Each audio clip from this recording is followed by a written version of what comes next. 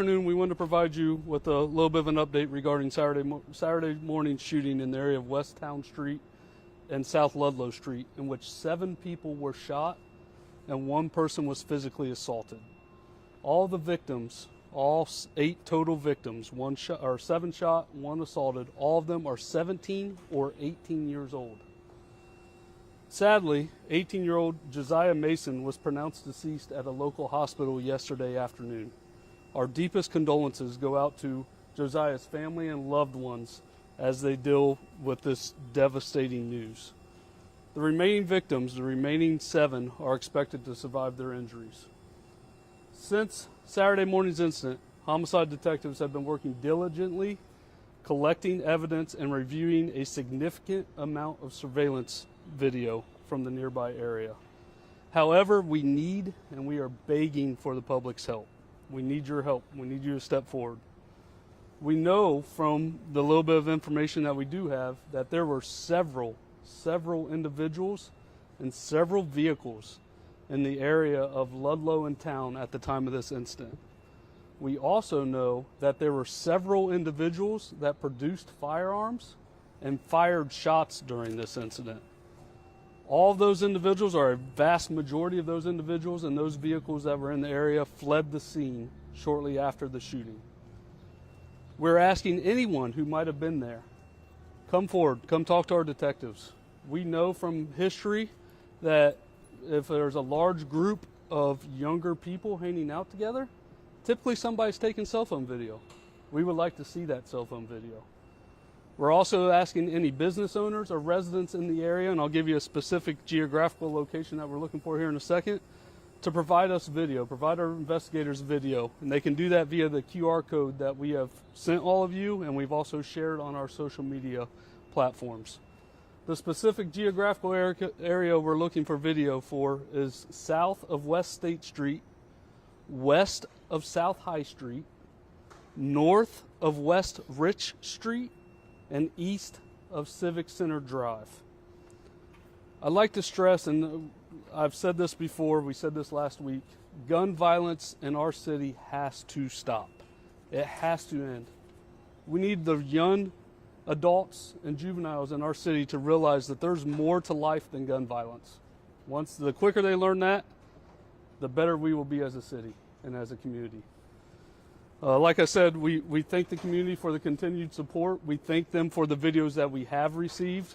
We're just missing those key pieces of evidence that will help us bring the individuals to justice in this case. I can promise you that the Columbus Division of Police will use every resource available to locate those individuals responsible and bring them to justice.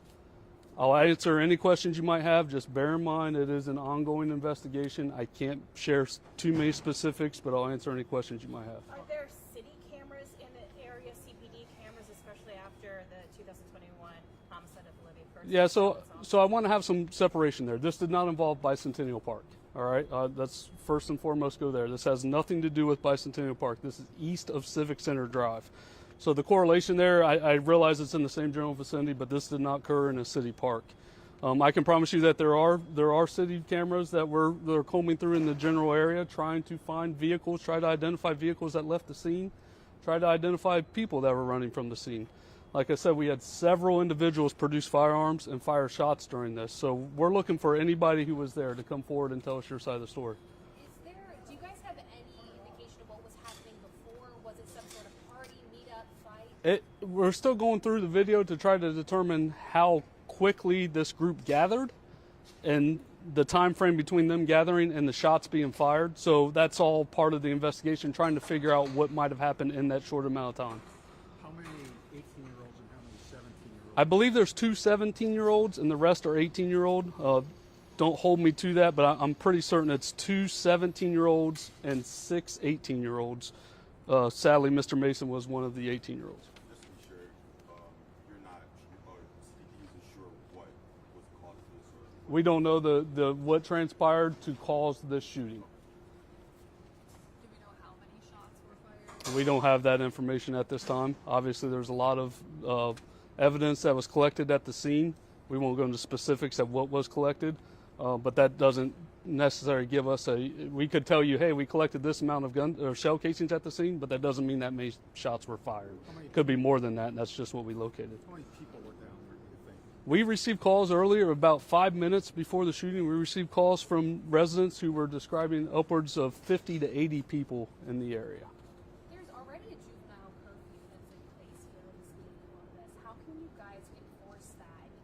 At first look, some of these might not look like juveniles, but what can you guys do to better enforce that? Yeah, I can tell you, I mean, here recently, we have Operation Moonlight going on, right? To tie back into the city parks, what you were saying before, but we also have Summer Safety Initiative. We have officers. You guys saw last week at our police-involved shooting how many officers were in a given area in a short amount of time. A lot of officers respond to this scene in a short amount of time. So it's just a matter of our officers coming in contact with those juveniles and hopefully writing them curfew violations or getting them, making sure that they're going home to a family member or a loved one.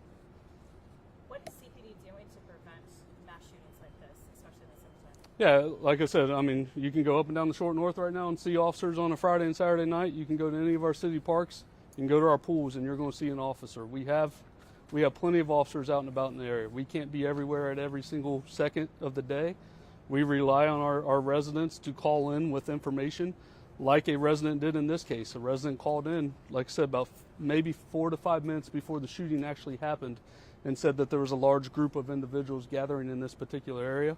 Officers were en route to that call when they received a call about shots being fired, and they pulled up to the scene and located one of the shooting victims before we even received the call of the shooting. So our officers were there, they responded quickly.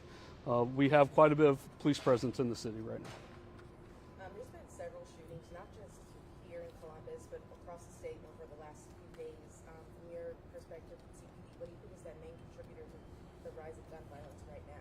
The accessibility of guns. We've talked through the amount of guns that have been stolen from motor vehicles, people not being responsible with their firearms, firearm owners not being responsible. Lock your guns up. Don't make them accessible. If you do become a victim of a car break-in, don't make it accessible to where they have a gun in their hands. Obviously, juveniles are getting these guns somehow, some way. They're not going into a store and legally buying them. So there's a multitude of reasons. The main one is accessibility of firearms and gun owners not being responsible with their firearms. Do you guys know exactly how many shots fired? That's specifics that we wouldn't be able to tell you at this time. Just looked like a lot of evidence. Lot of shots being fired. We can say multiple. Kind of feels like a broken record asking you this question again, but what's your message to parents? I mean, this happened around 3 in the morning. Yeah. What can parents do to help stop this problem? Best as you can, know where your kids are. Know where your kids are all the time, right? The ones that we feel for is a single parent who might be working multiple jobs just to make ends meet and put a roof over their child's head and put food on the table. Those are tough, right? Because that parent might not know where their child is, and that's where the community steps in. The community needs to step in and help raise these kids as well. The city has invested millions of dollars for summer programming, for youth programming for the summer to try to prevent some of this exact type of violence. Between the pool shooting and the shooting this weekend, does it concern you for the violence for the rest of the summer? Obviously, we're concerned. Anytime that the weather, heats up and gets nice, we see a lot of people come outside, and history tells us that there's typically an uptick in violence. But I can tell you that we have plenty of, like I said before, we have plenty of police officers ready, out in the public, making contact with our residents, and are willing to respond to any run that is called in and hopefully be a little bit proactive in stopping the violence before it occurs. Speaking of the pool shooting, any idea when the body can? We're hopeful maybe later today. There's been some redaction issues that they're working through. We're hoping later today. I know this is still an ongoing investigation, but the 18-year-old who was killed, from what we've learned, was a recent graduate, was doing well in school, was well regarded by teachers. Do you have any idea if they were an innocent bystander? I don't know. It's too early to tell. I can tell you that there was a large group of people there, and I can tell you there was a large amount of firearms presented during this. Does So it sound like it was a shootout, like some of the victims that may have been shooting? I don't know specifically. Like, obviously, there's multiple parties shooting at one time. I can't tell you if any of the victims who were shot actually fired shots or not. I don't know that at this time. Any idea on any suspects that we can tell the public to look out There's for or to look for? so their many, cameras through? so many people there. So much video that they're combing through right now to try to find that specific information.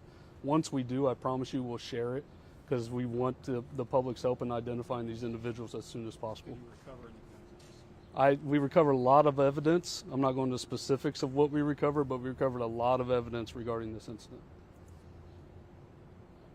Okay?